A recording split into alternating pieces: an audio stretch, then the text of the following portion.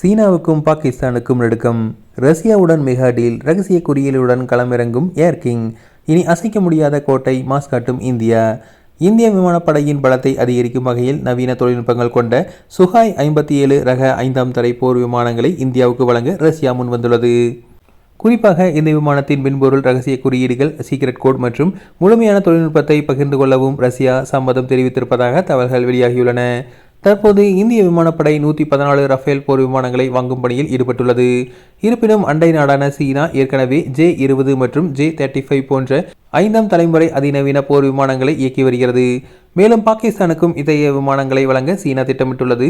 இந்தியாவின் உள்நாட்டு தயாரிப்பான ஆம்கோ போர் விமானங்கள் பயன்பாட்டிற்கு வர 2030களில் இடைப்பகுதி வரை ஆகும் என்பதால் தற்போதைய இடைவெளியை நிரப்ப ரஷ்யாவின் இந்த சுகோய் ஆஃபர் மிகவும் முக்கியத்துவம் பெறுகிறது.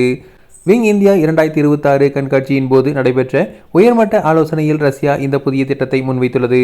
பிரமோஸ் மற்றும் அஸ்த்ரா ஏவுகணைகளைப் போல இந்த விமானத்தின் தொழில்நுட்பத்தையும் முழுமையாக இந்தியாவிடம் ஒப்படைக்க ரஷ்யா தயாராக உள்ளது. அமெரிக்காவின் F-35 ஒற்றை இருக்கை கொண்டது. ஆனால் ரஷ்யாவின் சுகாய் 57 M1E இரட்டை இருக்கைகளை கொண்டது. இதில் பின்னால் இருக்கும் அதிகாரி நவீன ட்ரோன் படைகளை வழிநடத்தும் தளபதியாக செயல்பட முடியும். இந்த விமானத்தின் முக்கிய பாகங்களை இந்தியாவிலேயே தயாரிக்க ரஷ்யாவின் யுனைடெட் ஏர்கிராஃப்ட் கார்ப்பரேஷன் விரிவான திட்டத்தை வழங்கியுள்ளது.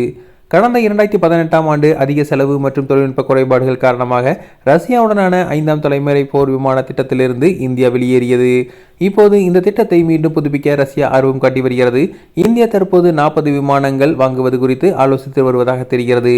இது உறுதியானால் தெற்காசிய பிராந்தியத்தில் இந்தியாவின் வான்வெளி ஆதிக்கம் பல மடங்கு அதிகரிக்கும் என பாதுகாப்புத்துறை வல்லுநர்கள் கருதுகின்றனர்.